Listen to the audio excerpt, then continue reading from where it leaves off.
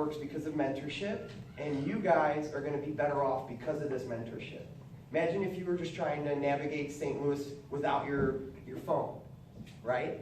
It's going to be a little bit harder. You'll figure it out. It's just going to be a lot harder, take a lot more time. Well, what this does and what Jeffrey and everyone else has helped set up is to make it easier for you guys. And I didn't know what that meant when I was your age, but it's actually fun for us to talk to you guys, because you help us learn things and teach us and ask us questions that we've never even thought of. So you make us better, and that's why we like to donate time. I know they hurt, but you learn a lot, you come out better. And you're only able to get through those obstacles with your friends and family and mentors. Your mentors want to see you succeed, and I say pick people that you want to be like. And that's not always true. Some people you don't learn from. They're anti-mentors. They're bosses that you learn how not to be a boss, because they are terrible. And you got to take everything with it. I know when I got to my job at WashU, super excited. It's a beautiful school. For about 3 months, I started figuring out the longest way to drive to work. I was not excited about it. So in that time, I lucked out, got to go on a last-minute trip, a ski trip with Abby's boss at the time, and her, and some other people. And at that, I just said, what do you guys do for a living? And they're like, oh, we're in finance. I said, what does that mean? Principal school teachers. They didn't tell me about finance, they told me about teaching and mentoring. And just like your parents are providing everything for you, they provided everything for us. So I started learning more about it, started looking into it, and I made the jump. But that jump was not blind. I asked all my mentors, and they all said, it sounds like something you're interested in, it has all the same skill set. And so I followed my dream of using what I was actually interested in instead of trying to go down the doctor path. So life is going to give you obstacles, but I know all of you can make it. And whatever it is, please pursue it. I also want you to think about mentoring someone else, whether it's you see somebody on the street throwing some litter out there, or you see somebody who's struggling in a class that you get real easy. Start helping them, because there's going to be a different subject that you're going to need help with, and they are going to be more than happy to help you. In regards to investments and health and everything, an ounce of prevention is worth a pound of cure. So the earlier you can start saving, when you get a pay raise, when you start making more money, just start saving it. And those habits are like eating healthy food or eating junk food. Over time, you start to see differences. So it's not going to be overnight. Nobody with money does not save. The only people that have money are the ones born into it. Everyone else slowly builds up to it. You can't run a marathon in a day. You got to slowly get there. And all your mentors here and everything Jeffrey and the team has built is beautiful. And I just want you guys to be excited for your new school year starting up. And please feel free to ask any of us questions afterwards. Before, in terms of trying to get out a picture that I took many years ago, some of you were probably not born.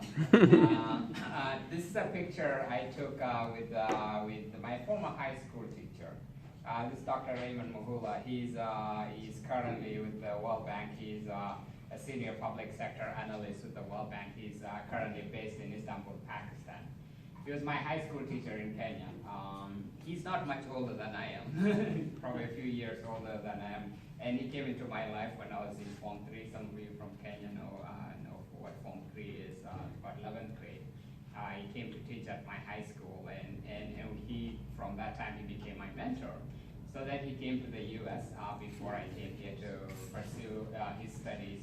So, and then I came a few years later, and so when he was graduating from his program, his master's program, I attended his graduation. And so what he did was, after he walked and all that, he gave me his gown. So that's why you see me wearing a gown. This is long before I graduated. And one thing he told me was, so he told me, say, put it on, see how it feels. And I put it on, felt really good. He said, now let's take a picture. We took a picture, and then he said, now take it out. So I took it out, and then he said, now go get yours. And then I went on to go get 3 for him. So and I say that not in a way to say what where what I have, but it's because simple gestures like that can inspire people. And that's what mentorship is about. Mentorship is having that person in your life who believes in your potential. He can see your potential, he believes in you, and he can inspire you. It's just simple thing like that. And so when I told him I was going to get it, this was back in 2001, I believe, around 2001.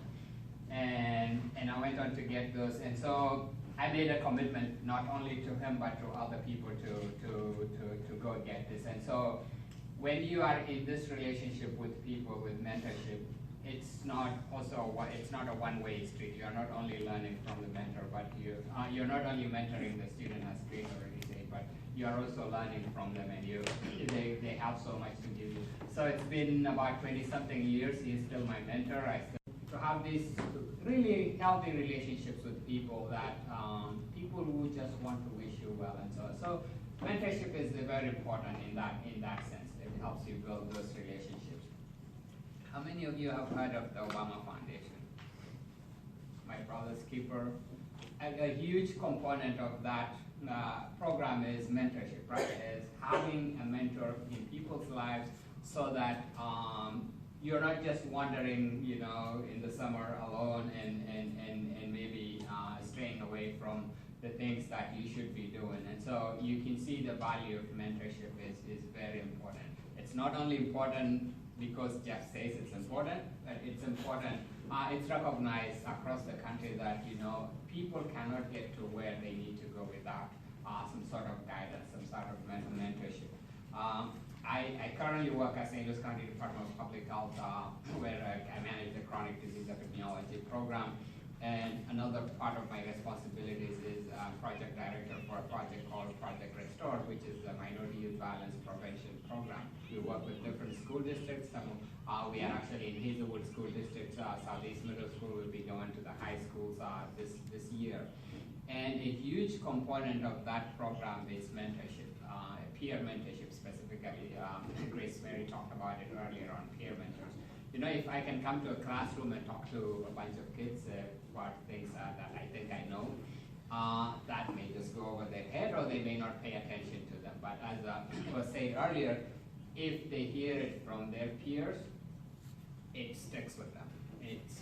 They are much more receptive to it because this is somebody they see and they interact with on a daily basis. So one of the components of that program is we would bring kids from the high school to come and talk about, making good choices to middle schoolers. So we started in the 7th grade. So last year they were in 8th grade. So our cohort now is moving to the 9th grade, and they'll build that peer mentorship. So you can see that is really important. And this is a program called Teenage Health Consultants, and so the kids in the high school come and talk about, health issues, how to take care of yourself, how not to use drugs, how to stay out of trouble, how to de-escalate from conflict and things like that. I know most of the time, I think it was probably about some time last year, as mentors who were talking, and one of the mentors was saying, they were telling some things to their kids, right? So I'm a mentor if I'm talking to my daughter about making good choices and all that. Some of the students here listen to what I think I tell them. They'll hear it, they believe it and all that because they think it comes from somebody who's professional. If I tell the same information to my daughter, she's not likely to listen to it. and so sometimes we don't recognize our family members as really true mentors for us. I remember, growing up, my dad, people came to him, saw his mentorship and all that. Well, I was like, what's the fuss about this? This old man and all that, and you don't realize that until somebody else tells you what this person has, right? And so if you have people within your circles and within your family that you can look up to, please do not look elsewhere too. You can have as many mentors as necessary to listen to them. Some of you have older brothers who are very well accomplished. Please pay attention to things they say. One of my mentors is my uncle, who's since grade school, even when we lived next door to each other, lived with my uncle most of the time. I still talk to him. He's my mentor. Another mentor who is a family member is a young brother of mine who's in the Air Force. I met my wife because of him, and so he, and you know, he thinks I'm his mentor, but it's a bi-directional process. He is also my mentor in so many ways, and I listen to him. So let's pay attention to those. It's really, this is like Grace said earlier, this program is very unique, and I've talked to other people. You know, I have family in Nashville, Tennessee, and the Sudanese community, and a lot of immigrant communities. We usually don't have something as structured as this one, and so I've been telling people about this program, you know, every chance I get, because this gives us an excuse to come to one place and provide what we think we know, what is the, you know, give our time and all that. Because most people are willing to give back to the community and all that. Sometimes people don't know how. And when you give them a vehicle like this one, they are willing to do that. And I'm really very honored. I feel very fortunate to be part of this program. And I, you know, I can't see the next group of you know, Grace and Sally coming to mentor the other ones, which they already do, you know, and to continue that program, because, you know, all of us are not going to be here forever, and it's up to the next generation to keep doing that. And so I'm really honored. I'm excited to be part of this program, and congratulations to all need mentors. We all need mentors, even old people, even old ladies and old men like me. We all need mentors. Can you tell your neighbor, we all need mentors? We all need mentors. So mentorship is not just for you. Mentorship is for everybody. Everybody needs a mentor, you know? Can I tell you something? About 2 years ago, I benefited from a mentor myself. You know this man who just spoke, Dr. Nhial? He mentored me because 2 years ago, after we left school, with him, I was teaching in a school that was 2 hours away. A school in a place called Cape Girardeau. Cape Girardeau is like 2 hours away, it's like 120 miles. The school is called Simo, it's a university there. But I was feeling homesick because I like St. Louis, because I like you people. So I would wake up in the morning on a Monday morning, I would drive 2 hours away, and when I was there, I was not feeling good because like I'm very much used to my son, the little man called Frank, and my people, your people, you know. So when I went to Cape Girardeau and it was far away, I didn't know what to do. So I was feeling bad, I was feeling homesick.